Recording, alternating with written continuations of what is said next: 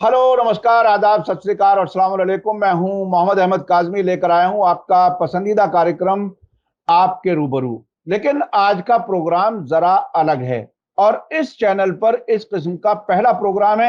मुझे उम्मीद है आपको जरूर पसंद आएगा। और ये मैं अलग किस्म का प्रोग्राम इसलिए कर रहा हूं कि इसमें देश प्रेम की भावना, सांप्रदायिक सद्भाव, ये बढ़ाने की बात इसमें होगी। और बहुत ही अहम, मैं एक शख्सियत से आपकी मुलाकात करा रहा हूं। बहुत ही यंग आर्टिस्ट हैं, म्यूजिशियन और गजल आर्टिस्ट, भजन सिंगर, बहुत ही कमाल की शख्सियत है फराज खान साहब। ये मुंबई में रहते हैं और उन्होंने हाल ही में एक ऐसा ऐसा एक ये कहा जाए कि उसे गजल कहा जाए या सॉन्ग कहा जाए, लेकिन देश की आत्मा उसमें है। ये समझने के लिए कि हमारे जो बीच में जो नफरत बढ़ाने की कोशिश की जा रही है, उसके पीछे जिस तरह से हमने आपस में एक दूसरे का दुख दर्द बांटा है, और वही आज भी है नीचे की सतह पर, लेकिन कुछ सियासी मकसद से नफरत बढ़ाने का काम किया जा रहा है। ऐसे वक्त में फराज खान ने एक बहुत ही अहम काम किया है। इसी एप्रिसिएशन में, इसी को एक्नॉलेज करते हुए हम आज उनसे बात कर रहे हैं। और साथ ही मेरे साथ राम पुनियानी जी हैं, जो सांप्रदायिक सद्भाव के लिए मुसलसल काम करते हैं। और ये काम इतना जरूरी है जिसमें हमें मुसलसल काम करना चाहिए, आगे बढ़ना चाहिए। इस पर आइए चलते हैं हम। एक तो मैं आपको सबसे पहले उनकी जो जो कविता है या सॉन्ग है, वो मैं थोड़ा सा आपको सुनाता हूं ताकि आपको ये अंदाज हो जाए कि इसमें क्या कुछ कहने की कोशिश की गई है। आओ दुनिया को सिखाएं हम ऐसा कलाम। ओ आओ दुनिया को सिखाएं हम ऐसा कलाम। कोई कहे नमस्ते तुमको, कोई कहे नमस्ते तुमको, फिर तुम कहो वालेकुम अस्सलाम।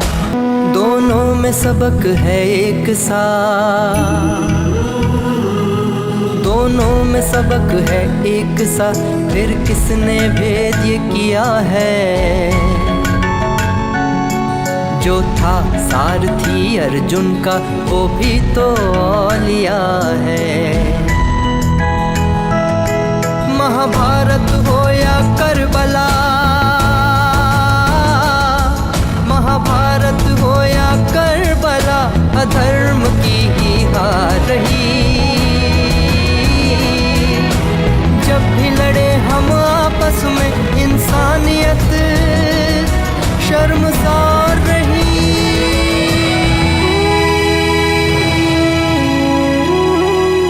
फराज खान साहब, आप बिल्कुल जवानी के इस दौर में हैं जिसमें बहुत कुछ करने को दिल चाहता है, और मुल्क के इत्तेहाद और सांप्रदायिक सौहार्द, उसका आपकी शख्सियत में, यानी एक तरह से आपकी शख्सियत में झलक है उस बात की, क्योंकि आप गजल भी गाते हैं और भजन सिंगर भी हैं। आपने इस वक्त जो ये नई नई, इसे कविता कहें या गजल कहें, आप बताइएगा, क्लैरिटी और बेहतर हो जाएगी।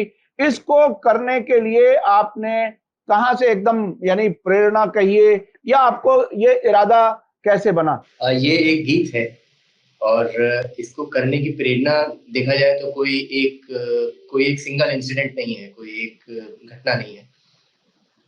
जिस तरीके से देश के हालात हैं और जिस तरीके से चीजें चलती आ रही हैं कई सालों से, उसको मद्देनजर के ये जो कुछ भी हो रहा है, ये किस तरीके से हो रहा है, क्यों हो रहा है। तो मेरा जो काम रहा है अभी तक का, मैं संगीत में रिसर्च भी करता हूँ। और उसमें क्या होता है कि आप किसी भी दौर के संगीत को समझने के लिए उस दौर की जीवन शैली और लोगों को, उस जो व्यवस्था थी, उन सब चीज़ों में झाँकने की ज़रूरत तो पड़ती ही पड़ती है।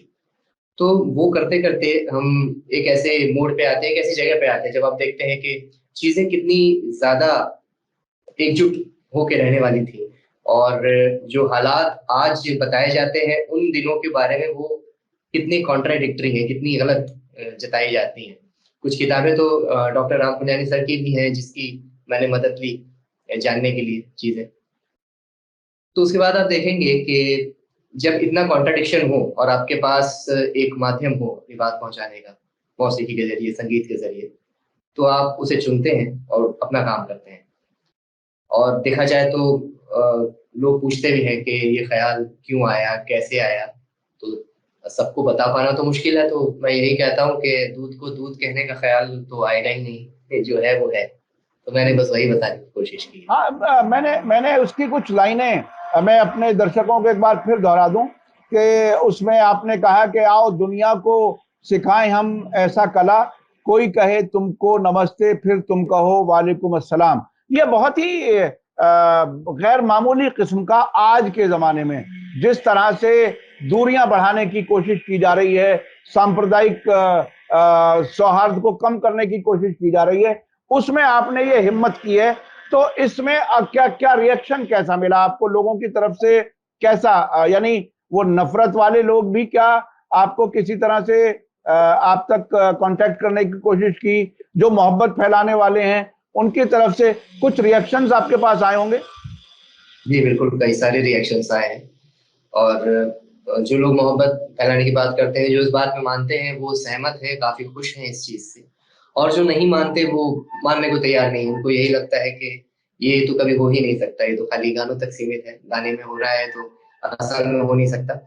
लेकिन इस गाने के बनने के पीछे कई सारा रिसर्च और फैक्ट्स मौजूद है, जिसकी वजह से मैं क्या करता हूँ कि जहाँ भी इस गाने की मैं स्क्रीनिंग रख रहा हूँ इंस्टीट्यूशंस में, वहां पर एक ओपन इंटरेक्शन सेशन रख देता हूँ कि लोगों में जो सवाल है वो पूछें, ताकि वो चीजें जो गाने में है उनको ये ना लगे कि सिर्फ वो गाने तक है। कहने की बातें हैं, अगर आप जो जिन्होंने आंखें बंद कर रखी हैं उनको जगाने की कोशिश करते हैं तो वो नहीं जागेंगे, जो सो रहे हैं सिर्फ वही जाग सकते हैं। तो अपनी मैंने कोशिश की है, इसका नतीजा देखते हैं कहाँ तक जा सकता है। अच्छा, क्या देखिए आप मुंबई में हैं, ऐसी जगह पर जहां कई बार सियासी उलट पुलट देखने को मिला है पिछले कई सालों में, तो जाहिर है वहां हर किस्म के लोग हैं और फिल्म इंडस्ट्री है और लिटरेरी लोग हैं, राम पुनियानी जैसे लोग हैं। ये क्या इसको आपने वीडियो जारी करने के अलावा कहीं कुछ थिएटर में या कहीं कोई ऐसा प्लान बनाया है कि लोगों के सामने उसको ड्रामेटाइज किया जाए, लोगों के सामने उसको हकीकत के और नजदीक लाया जाए लोगों को? ऐसे कोई चीज प्लान है आपकी? जी बिल्कुल। जो कौमी एकता पर वर्कशॉप होते हैं, कौमी एकता पे जहाँ पे बैठक होती है, बातचीत होती है, वहां पर इसकी स्क्रीनिंग कराने की मैंने कोशिश की है। और मैंने मुंबई में 2 जगह इसकी स्क्रीनिंग कराई है, लखनऊ में कराई है और गुजरात में कई जगहों पर कराई है। जहाँ जहाँ तक मेरे पास वक्त रहा है और संभव हुआ है मुझसे, मैंने वहाँ स्क्रीनिंग कराई है और उसके बाद एक बातचीत रखी गई है। जैसे कि मैंने कहा कि सिर्फ इसको गाने के नजरिए से ना देखा जाए, इसके पीछे एक रिसर्च है। इसमें चाहे तो आप भी कुछ सवाल निकाल कर पूछ सकते हैं और जो भी जिनके पास सवाल हो वो पूछते हैं और फिर इस पे बातचीत आगे बढ़ती है और प्यार भरी बातचीत आगे बढ़ती है। ऐसी आज तक ऐसा देखने को नहीं मिला कि हम कहीं स्क्रीनिंग कर रहे हैं और हालात थोड़े से भी कुछ ऊपर नीचे हुए हों। लोग पूरी तरह से सहमत होते हैं, अच्छे से बातचीत करते हैं। जो एक पैसिव होना चाहिए, अगर एग्रेशन है भी गांधीवाद वाला, तो वो लोगों में दिखता भी है। अच्छा, आपने महाभारत और करबला का जिक्र किया है। महाभारत और करबला, अधर्म की हार, तो इसको थोड़ा सा और अगर एक्सप्लेन कर सकें हमारे दर्शकों के सामने, चूंकि करबला एक ऐसी जंग या उसको हक और यानी जालिम और मजलूम के बीच की डिमार्केशन लाइन है, जो सारे मजहब के लोग उसको बहुत ही, यानी इमाम हुसैन की शहादत को या उनकी कुर्बानियों को बहुत ही रिस्पेक्ट की नजर से देखते हैं। और आपके यहाँ तो हुसैनी ब्राह्मण भी हैं जो और ज्यादा मतलब एक तरह से हिंदुओं के दरमियान मोहब्बत करने वाले हैं इमाम हुसैन से। तो ये इन दोनों के बीच में आजकल हो ये रहा है कि व्हाट्सएप यूनिवर्सिटी ने लोगों के दिमाग की राह दिखाती है, भगवद गीता वो रची गई है। तो अच्छा, दोनों की जब तस्वीर आप देखेंगे तो एक जैसी ही है। जी जी। अच्छा, आपने एक और कंपैरिजन किया है मौला अली और बजरंग बली। अब मौला अली को अगर थोड़ा सा और सादा जबान में कहा जाए, मुख्तलिफ मज़ाहिब के लोग तो एहतराम करते ही हैं, लेकिन मुसलमानों के मुख्तलिफ फ़िरक़े भी मौला अली की शख्सियत पर मुत्तहिद हैं। यानी मेजर जो सेक्शंस हैं सुन्नी और शिया, एक सेक्शन उनको पहला इमाम मानता है, दूसरा सेक्शन उनको चौथा खलीफा मानता है। तो एक तरह से मीटिंग पॉइंट है। बजरंग बली को तो हमारे मोदी जी ने कर्नाटक में बजरंग बली कहो और वोट डालो यहां तक ले आए।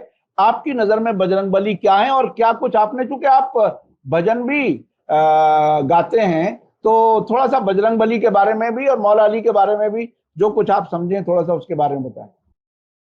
मौला अली अपनी पूरी जिंदगी मोहब्बत करते रहे रसूल से, उनकी बात से, उनकी हर एक बात को उन्होंने सराखों पर रखा और उसी तरह जिंदगी जी, उनकी हिफाजत की, बिल्कुल बजरंग बली की तरह जो भगवान राम के साथ उन्होंने किया। उनकी भक्ति की, उनकी हर बात को वाणी की तरह समझा और उन्हीं की राह पे चलते रहे, उन्हीं बताई हुई राह पे चलते रहे।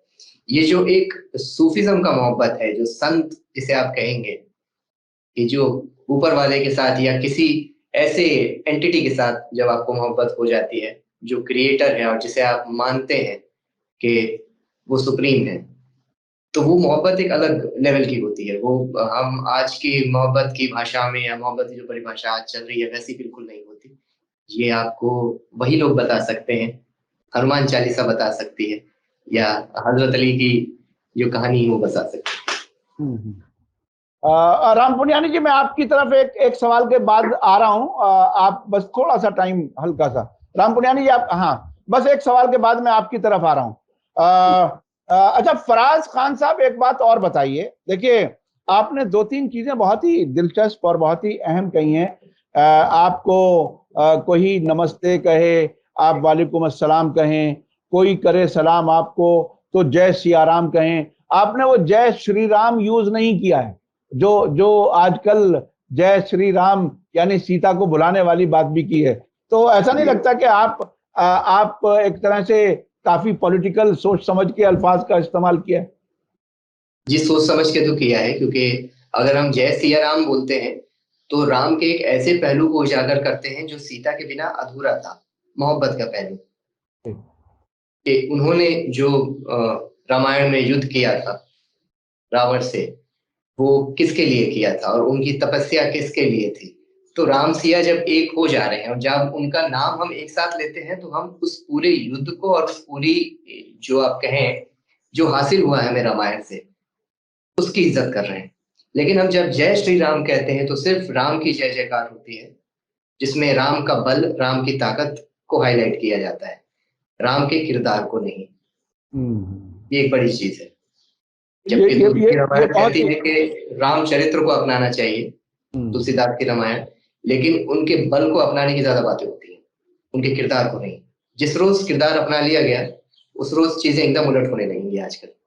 यानी तकरीबन उसी तरह से जैसे मौला अली के बारे में, जंगों के बारे में तो ख्याल किया जाता है, जंगें उन्होंने बहुत सी जीती, लेकिन रात में वो कमर पर अनाज लेकर के या खाने का सामान लेकर के गरीबों तक पहुंचाते थे, वो वाली बात जरा कम रह जाती है। वो बात आपने श्री राम जी में वो देने की कोशिश की है, बताने की कोशिश की। अच्छा, मैं राम पुनियानी जी से बात करना चाहता हूँ। राम पुनियानी जी इस देश को एक लंबे अरसे से देख रहे हैं। आपके पेरेंट्स पाकिस्तान से माइग्रेट करके आए जब मुल्क बटा, और उसके बाद मुसलसल आपने एक लंबे अरसे तक वो मोहब्बत का माहौल देखा है, जिसमें ईद में हिंदू दोस्त मुसलमान के घर पे आए और दिवाली पर मुसलमान दोस्त हिंदुओं के घर पर जाएं, और बहुत से ऐसे मौके साल भर में रहते रहे हैं। लेकिन इस तरफ आकर के कुछ बरसों से कोशिश की जा रही है कि नफरत को ज्यादा से ज्यादा बढ़ाया जाए। आप राम पुनियानी जी, आप कैसे देख रहे हैं? फराज खान एक मुसलमान है, मुसलमान होते हुए वो भजन भी गाते हैं और वो गजलें भी और गीत भी, और जो पैगाम, जिस तरह से आपने बात सुनी उनकी, और पहली बार हमारी बात हो रही है फराज खान से, हमें उम्मीद है कि आइंदा भी कोई ऐसा मौका होगा तो हम उनसे फिर बात करेंगे। लेकिन अभी आपको इस सोच के पीछे, इस जज्बे के पीछे, इन इमोशंस के पीछे कैसा मुसलमान नजर आ रहा है?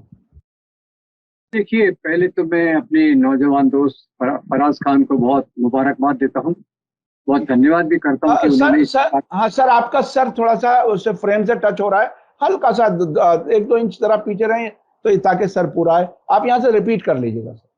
जी, पहले तो मैं अपने नौजवान दोस्त फराज खान को बहुत मुबारकबाद देता हूँ और धन्यवाद भी देता हूँ कि उन्होंने इतना बेहतरीन वीडियो बनाया है, समाज में एक मोहब्बत का पैगाम बढ़ाएगा। और आज के माहौल में ऐसी चीज़ों को बढ़ावा देना बहुत ज़रूरी है। मैं 2 चीज़ें यहाँ रेखांकित करना चाहूँगा, अंडरलाइन करना चाहता हूँ कि फराज खान जिस ट्रेडिशन से आते हैं वो भारत में बहुत मजबूत रही है। मजबूत ऐसी रही है कि हिंदू मुसलमानों के मेल जोल से जो चीज़ें निकली हैं उसमें कई मुसलमान कवियों ने, रचनाकारों ने हिंदू देवी देवताओं पे बहुत महत्वपूर्ण लेखन किया है। और इसमें आप शुरुआत करें तो रहीम हैं, रस खान हैं, जिन्होंने भगवान कृष्ण पे बहुत महत्वपूर्ण कविताएं लिखी हैं।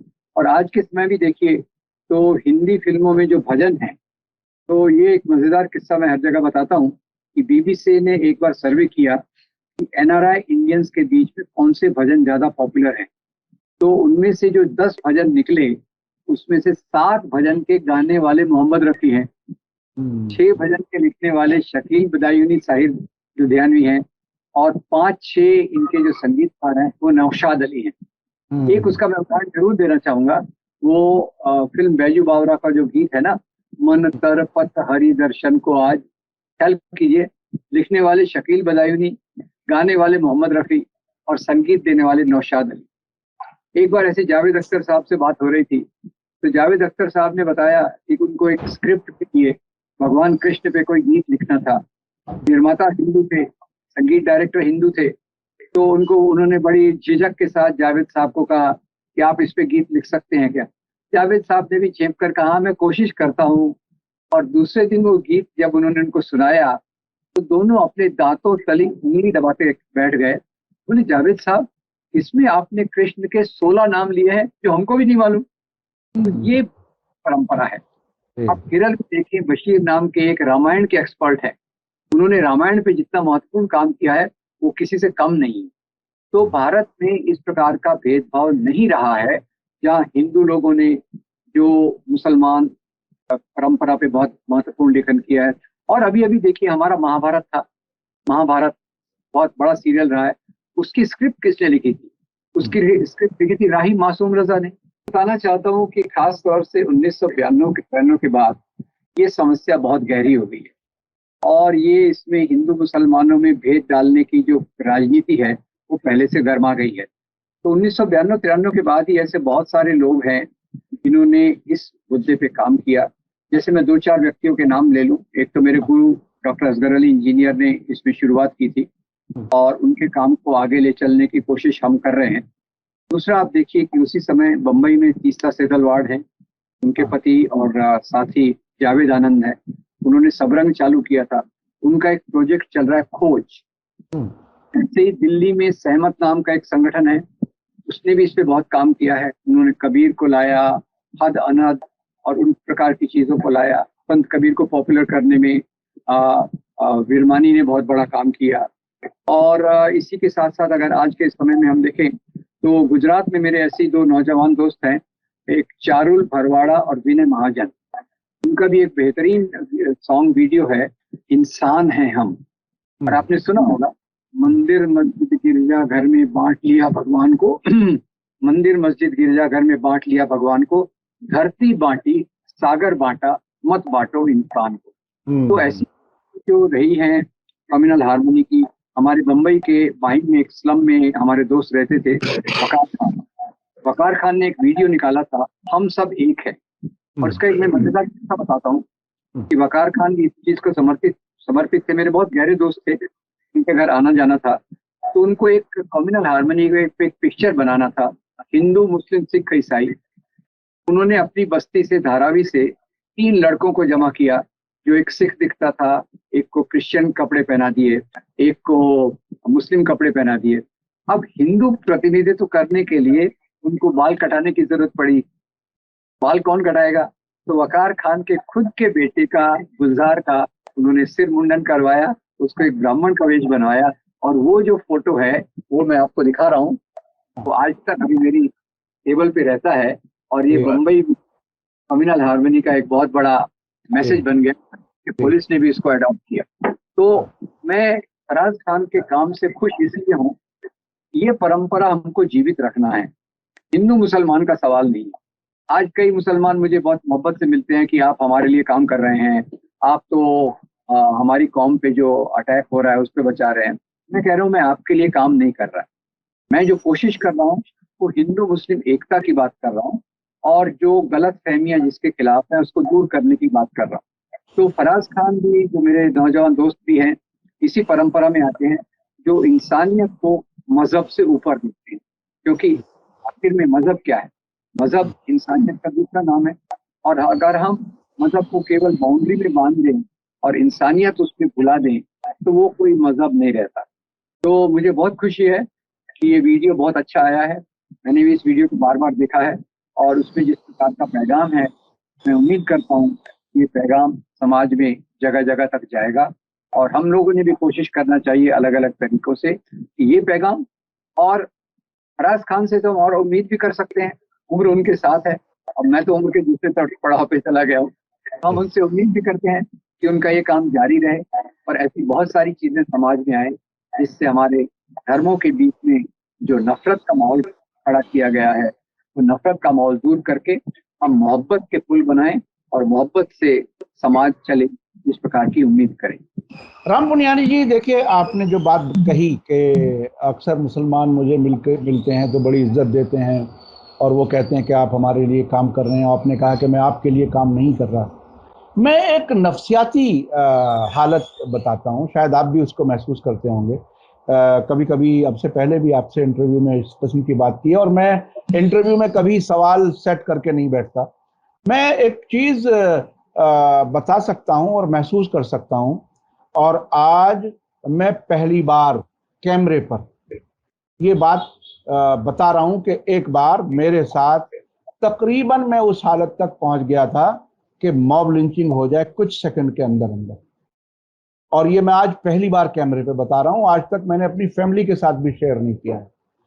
उस वक्त जो इंसान की जहनी हालत होती है कि उसको अगले सेकंड का यकीन नहीं होता कि वो बाकी बचेगा या नहीं बचेगा।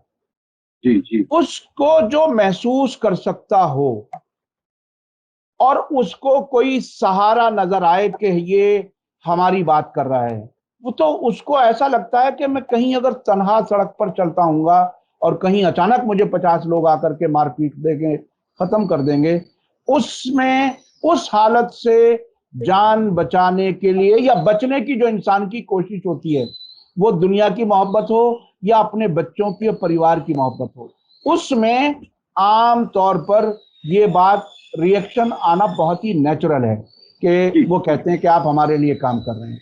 अब मैं फराज को भी और आपको भी, दोनों को मैं एक बात ये पूछना चाहूंगा, आप अलग अलग जवाब दीजिए कि ऐसी जब इस तरह की हालत हो चुकी हो जिसमें मुल्क में 250 से ज्यादा लोग मॉब लिंचिंग में मारे जा चुके हों, सरकार का जो मुखिया है, जो अपने आप को सेवक कहता है देश का, उसकी जबान से एक लफ्ज ना निकला हो, ऐसी हालत में ये मोहब्बत का पैगाम फैलाना कितना अहम है और हमें सबको क्या क्या करना चाहिए? फराज, पहले आप बताइए, क्योंकि आप नौजवान हैं, आपके बारे में उन्होंने कहा कि आपकी जिंदगी का अभी बहुत वक्त बाकी है। हमें बड़ी उम्मीद है कि आप जैसे लोग आएं और समाज को सही रास्ता दिखाएं। आप कैसे, मैंने जो बात जो बताई, और ये मैं पहली बार मैंने कैमरे पर बताई है, मैंने अपने दोस्तों तक के साथ शेयर नहीं की, अपनी फैमिली के साथ शेयर नहीं किया आज तक। ये मुझे ये बात कहने की वजह से मुझे लगा कि बताना चाहिए। आप क्या कुछ सोचते हैं ऐसे हालात में? अच्छा किया आपने ये बातें बताई, और ये हर किसी की एक ड्यूटी बनती है कि हर किसी का फर्ज बनता है कि हमें तो मोहब्बत करना सिखाया गया है। हमें जब हर धर्म मोहब्बत करना सिखा रहा है तो फिर हम धर्म के नाम पे क्यों हिंसा कर रहे हैं? ये हमारी ड्यूटी बनती है। और कुछ नहीं, अगर कुछ नहीं करना है तो सभी को अपना अपना धर्म ग्रंथ पढ़ लेना चाहिए, सारी समस्याओं का समाधान वहीं होने लगेगा। और मेरी राम कोशिश पुनियानी यही रहेगी। जी जी जी, राम पुनियानी जी आप जरा इस पर पहले तो मैं इतना कहना चाहूंगा कि इस काम की जरूरत बहुत है। आज जो गलतफहमी है वो मजहब की वजह से नहीं है। मजहब के नाम से जो सियासत करते हैं, जो नफरत फैलाते हैं, नफरत फैलाकर अपने सियासत की रोटियों को सेकते हैं, उनके खिलाफ काम करने की जरूरत है। हम तो सबसे मोहब्बत करते हैं, पर अगर नफरत फैलाई जाए तो नफरत का मुकाबला करना तो बहुत जरूरी है। और इसके लिए जैसे फराज का ये वीडियो है और ऐसी बहुत सारी साहित्य हैं।